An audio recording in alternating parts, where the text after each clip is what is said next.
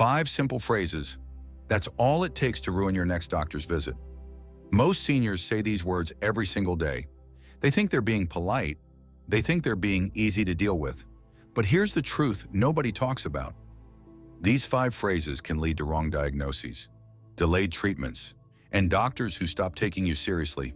The worst part, you probably said one of these phrases at your last appointment, and you had no idea it was hurting you. Today, we're going to break down exactly what these phrases are, why they're so dangerous, and what you should say instead. This could change how your doctor treats you forever. Let's get into it. Phrase number 1, it's probably just my age. The first phrase sounds harmless, almost humble, but it might be the most dangerous thing you can say to your doctor. Honey, it's probably just my age. Seniors say this all the time. They feel dizzy, they have pain in their joints, they're tired all the time. And instead of asking for help, they wave it off. They don't want to seem dramatic. They don't want to make a big deal out of nothing. But here's what happens when you say this. You're telling your doctor that your symptoms don't matter. And guess what? Your doctor will believe you. Doctors are busy. They see dozens of patients every day. When you dismiss your own problems, they move on faster. They write normal aging in your chart. They skip the tests. They miss the warning signs. And that small pain you ignored? It could be the early sign of something serious. Here's the truth. Yes, your body changes as you get older. But pain is not normal. Dizziness is not normal. To feeling exhausted every single day is not normal. Your body is trying to tell you something. Don't silence it with one careless phrase. Next time, try this instead. Describe exactly what you feel, when it happens, how often, how bad it gets. Give your doctor something to work with. Your age explains some things, but it should never be used as an excuse to ignore your health. Phrase number 2, I don't want to be a bother. The second phrase comes from a good place. It comes from kindness, from manners, from wanting to be easy to deal with. I don't want to be a bother. Seniors say this because they grew up respecting authority. They don't want to take up too much time. They don't want to ask too many questions. They don't want to seem difficult. But let me tell you something important. Healthcare is not a favor, it's a service. You're not asking your doctor for a gift. You're asking them to do their job. When you say you don't want to be a bother, something dangerous happens. Doctors shorten your visit. They skip questions. They rush through your exam. They assume if something was really wrong, you would have said so. And many serious conditions in older adults only get caught because someone refused to stay quiet. Someone insisted on being heard. Someone asked one more question. That person could be you. Your health is never an inconvenience. Your concerns are never too small.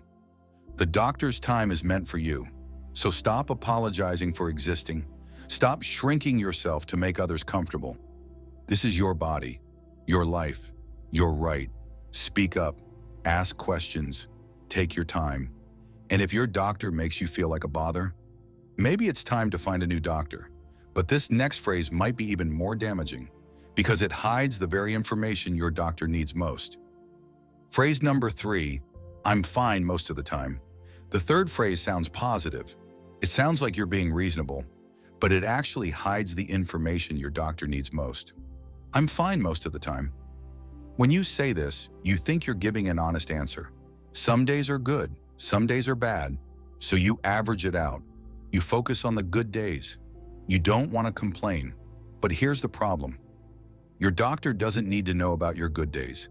They need to know about your worst days. Think about it this way. If your chest hurts once a week, that matters. If you lose your balance every few days, that matters. If you forget things more often than before, that matters. But when you say, I'm fine most of the time, all of that disappears. Your doctor hears fine and moves on. They don't dig deeper. They don't ask follow-up questions. They assume everything is okay. And conditions that seem small at first can get worse fast, especially in older adults. So instead of minimizing, be specific. Tell your doctor exactly what happens, when it started, how often it occurs, what makes it better or worse. Don't describe your best days. Describe your worst ones. That's where the real answers are hiding. Your doctor can only help with what they know. So give them the full picture, not the polished version. Phrase number 4, I'll just live with it.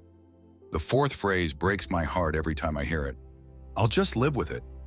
So many seniors believe this. They think pain is just part of getting older. Or they think discomfort is something you accept. They think complaining is weakness. But this belief is stealing years from their lives. When doctors hear, "I'll just live with it," they stop offering solutions. They close the door, they assume you don't want help, and they move on to the next patient. But here's what you need to understand. Pain is not a badge of honor. Poor sleep is not normal. Feeling sad all the time is not just how life goes. These are signals. Your body is asking for help. And modern medicine has answers, real answers. At any age, seniors who accept suffering often lose their independence faster. They stop moving. They stop enjoying life. They give up piece by piece. But seniors who speak up, they stay active longer. They stay sharp longer. They live better. You don't get a prize for suffering in silence. Watch you just suffer. So the next time you catch yourself saying, "I'll just live with it," stop. Ask yourself why. Ask if there's another way. Ask your doctor what options exist. Because living with unnecessary pain isn't strength. It's surrender. And you deserve better than that. Phrase number 5, whatever you think is fine. The fifth phrase might seem like trust, like respect, like letting the expert do their job. Whatever you think is fine. But this sentence is more dangerous than it sounds. Because when you say this, you hand over all control. You stop being part of the conversation. You become a passenger in your own healthcare, and that can lead to serious problems. Doctors are smart. They know medicine, but they don't know you. They don't know your daily life.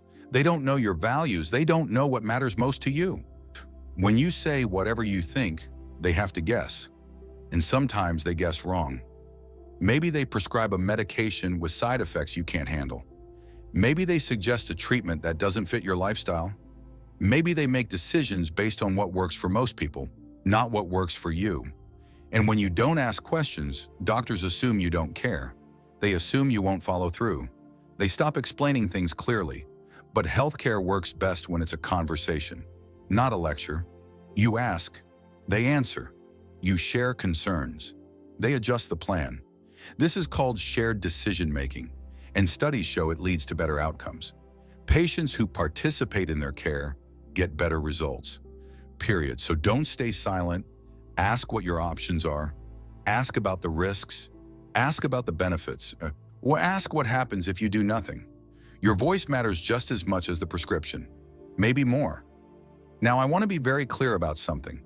If you've said any of these phrases before, you're not stupid, you're not weak, and you're not a bad patient. These phrases come from a good place. They come from kindness, from humility, from generations that were taught to respect authority and never make a fuss. You were raised to be polite, to not take up too much space, to trust the experts and stay out of their way. But healthcare has changed, and the rules have changed with it. Doctors today are under enormous pressure. They have packed schedules, mountains of paperwork, systems that push them to move faster and faster. They're not bad people. Most of them genuinely care about their patients. But they respond best to people who communicate clearly, calmly, confidently. This isn't unfair. It's just reality. And the good news is, you don't need to become a different person. You just need to change a few words. Here are some simple things that can make a huge difference at your next appointment. First, write things down before you go.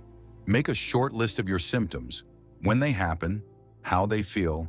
Bring it with you and hand it to your doctor. Second, describe your worst days, not your best ones. Don't sugarcoat it. Don't minimize. Tell the truth about how bad it really gets. Third, ask questions. If you don't understand something, say so. If you want to know about other options, ask. If something doesn't feel right, speak up. Fourth, bring someone with you if you can, a family member, a friend. When another set of ears helps make sure nothing gets missed, they can also help you remember what the doctor said afterward. And fifth, remember this: you are not bothering anyone. You are not wasting time. You are not being difficult. You are protecting your health, and that is the most important thing you can do. Let's bring it all together. 5 phrases. That's what we talked about today. It's probably just my age. I don't want to be a bother. I'm fine most of the time. I'll just live with it. Whatever you think is fine. These phrases feel polite. They feel humble. But they work against you. They make doctors take you less seriously. They hide important information. They lead to misdiagnoses and delayed treatments. The words you choose in a doctor's office matter more than you think. When they can determine how fast you get treated, how well you recover, how seriously you're taken. And here's the ugly truth nobody wants to say out loud. Seniors who stay silent suffer more. Seniors who speak clearly live better. That's not opinion. That's reality. So the next time you sit in that exam room, remember this. Your voice has power. Your concerns are valid. Your health is worth fighting for. You've spent your whole life taking care of others. Now it's time to take care of yourself. Speak up. Ask questions. Demand answers. Because you deserve doctors who listen, treatments that work, and a life with less pain and more dignity. Age doesn't take away your voice. It just means you need to use it more wisely. And that starts with your very next appointment. If this helped you feel more confident about your health, share it with someone who needs to hear it. A parent, a grandparent, a friend. And if you want more practical advice on aging with strength and dignity, subscribe to this channel. We post new videos every week to help you live better, longer. Thanks for watching. Take care of yourself, and we'll see you in the next one.